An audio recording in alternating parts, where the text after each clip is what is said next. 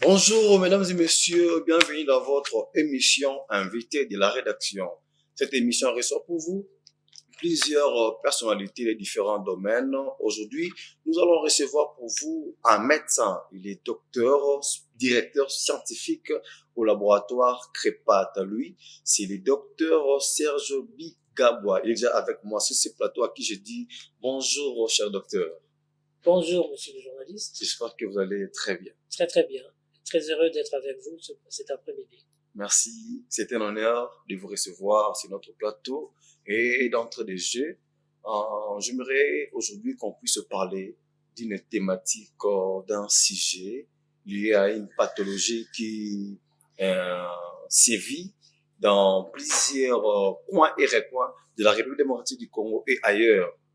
Mais cette pathologie, peut-être que les patients ou les personnes qui en souffrent ne connaissent vraiment pas les causes, si cette pathologie est aussi soignée ou bien guérissable. Mais comme vous êtes spécialiste, j'aimerais que nous puissions un peu parler avec vous sur ces sujets. C'est les cancers du col de l'utérus. J'aimerais d'abord que vous puissiez expliquer aux personnes qui nous suivent, c'est quoi d'abord les cancers du col de l'utérus.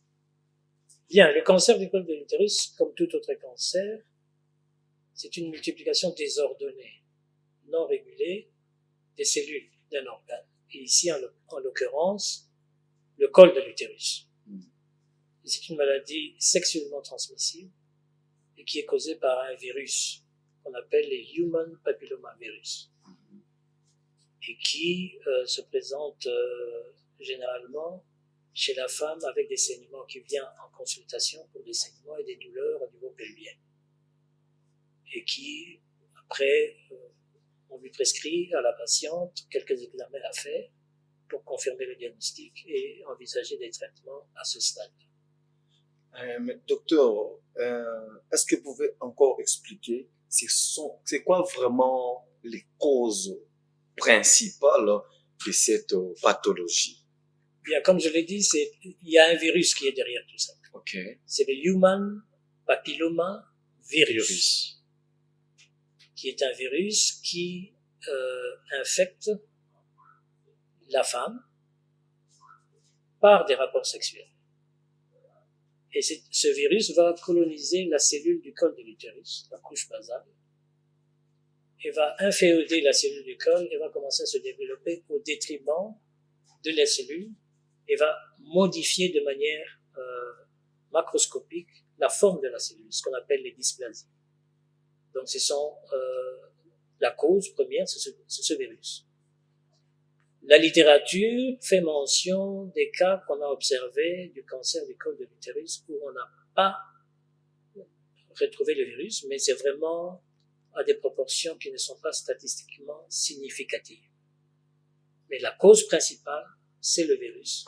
Docteur, est-ce qu'il y a un âge approprié pour attraper cette maladie? Parce qu'aujourd'hui, nous constatons qu'il y a même des filles, des jeunes filles qui ont moins de 20 ans peut-être, qui en souffrent. Oui, on va dire selon l'OMS, quand on essaie de prendre la fourchette OMS, c'est à partir de 25 ans qu'il faut aller chercher ce type de cancer chez la femme.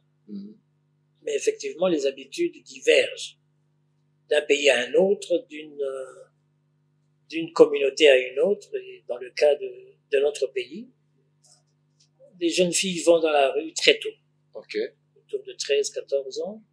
Et effectivement, on a retrouvé des cas de cancer du col de l'utérus chez des jeunes filles âgées de moins de 20 ans. Et j'ai échangé avec des experts qui ont retrouvé des cas comme cela au Bandundu, dans le Grand Bandundu. Et il faut des études beaucoup plus approfondies pour voir quels sont ces facteurs-là qui permettent à ce que des pathologies comme celle-là puissent arriver très tôt comme ça. On stigmatise l'infection VIH, mais il n'y a pas que ça, mais il peut y avoir d'autres facteurs. Mais généralement, c'est après 25 ans qu'on peut chercher ce type de cancer. Mais ça dépend, on peut voir des variabilités de moyenne d'âge dues à des comportements, à des attitudes qui sont beaucoup plus liées à des comportements, traditions, etc., ou sociaux, qu'on n'arrive pas à contrôler. Donc, c'est lié aussi au rapport sexuel précoce. Exactement, les rapports sexuels précoces. Donc, le fait d'avoir des rapports sexuels précoces peut aussi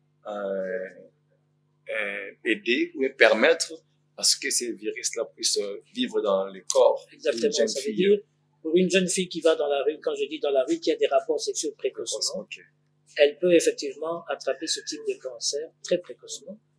Mais sur un terrain aussi d'une jeune fille qui fait le VIH-Sida, le VIH-Sida a cette propension d'accélérer le mécanisme de survenue de ce type de cancer. Donc, il faut vraiment mettre dans le paquet maladies sexuellement transmissibles comme un facteur qui favorise la survenue précoce de ce type de pathologie. Il y en a pour ces femmes qui n'ont pas beaucoup d'hommes, qui n'ont pas connu, qui ne connaissent pas beaucoup d'hommes parce qu'elles sont mariées. Mais dans d'autres cas, on retrouve aussi ces femmes-là avec cette pathologie. C'est lié à quoi au juste? Généralement, comme je l'ai dit, il faut prendre l'aspect, même femme mariée, il y a toujours des gens qui ont des partenaires multiples et qui ramènent ça à la maison.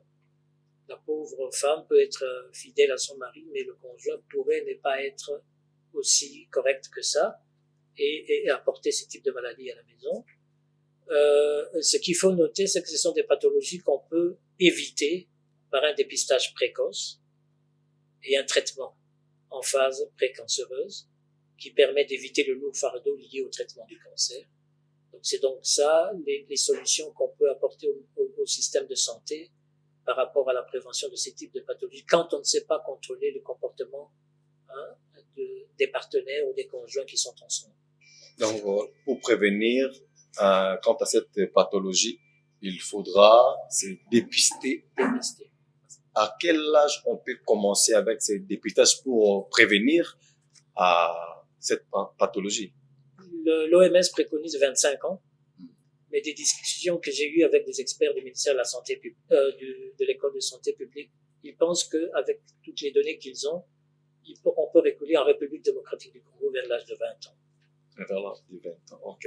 Maintenant, docteur, est-ce que cette pathologie peut être soignée même si elle atteint une phase là, bien un stade élevé? Une personne peut guérir à cette maladie? Oui, il y a des cas de guérison qui ont été rapportés.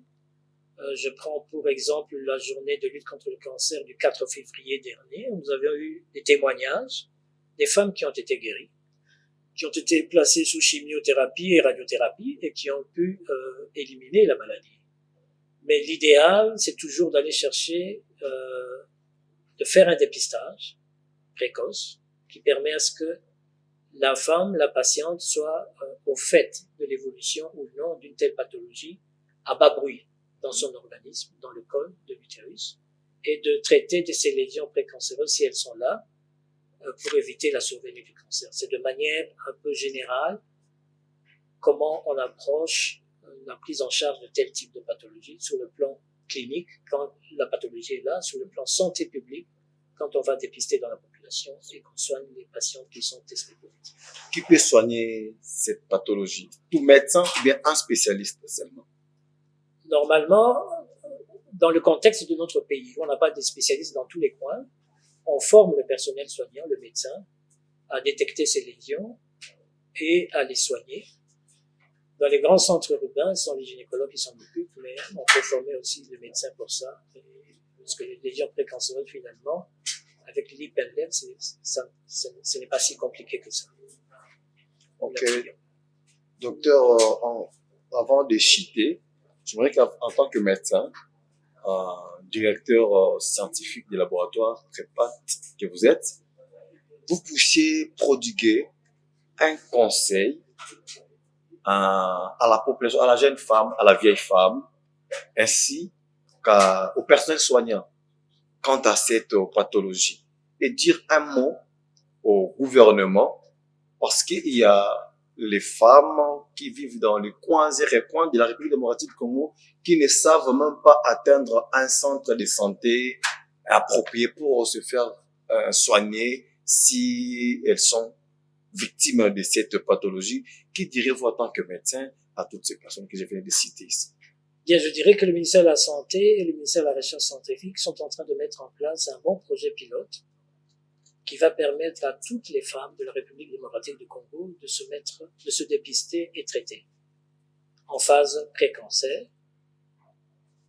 Les experts des deux ministères sont en train de travailler ensemble à cela et très bientôt nous reviendrons vers la population avec un bon projet pilote et nous utiliserons les médias pour communiquer, pour sensibiliser, pour éduquer et pour informer finalement de ce que nous pensons faire pour le bien de la population congolaise.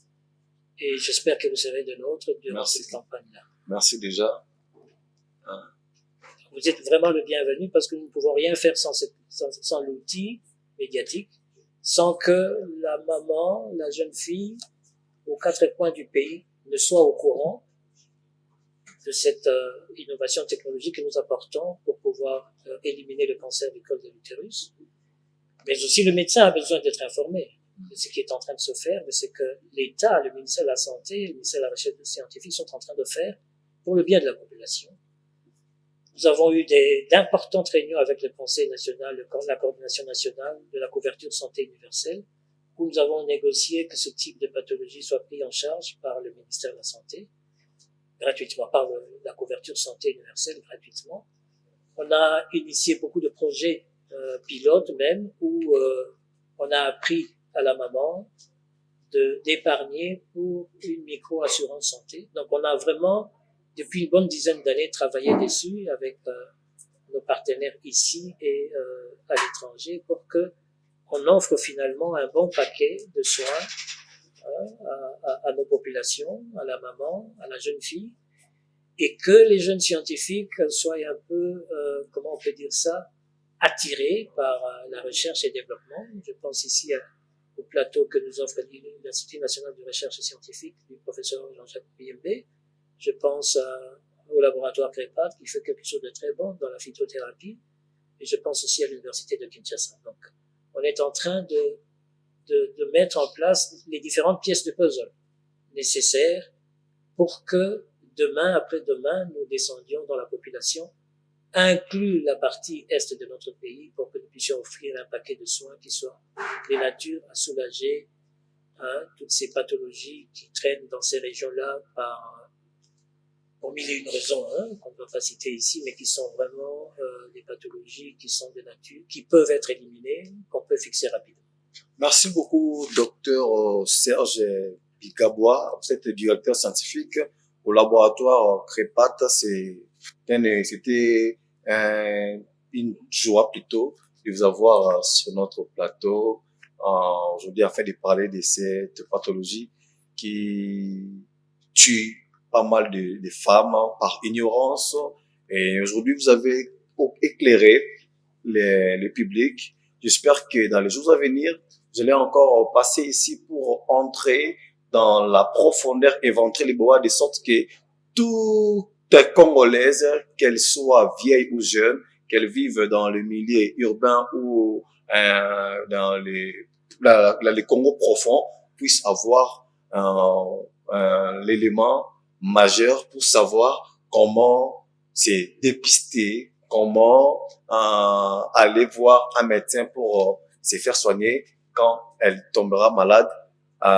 Quand elle verra plutôt les signes cliniques de cette pathologie. Mesdames et messieurs, merci de nous avoir suivis et nous espérons vous retrouver encore à la prochaine avec un nouveau numéro, un nouveau sujet pour vous informer. Quant à moi, je vous dis au revoir et merci.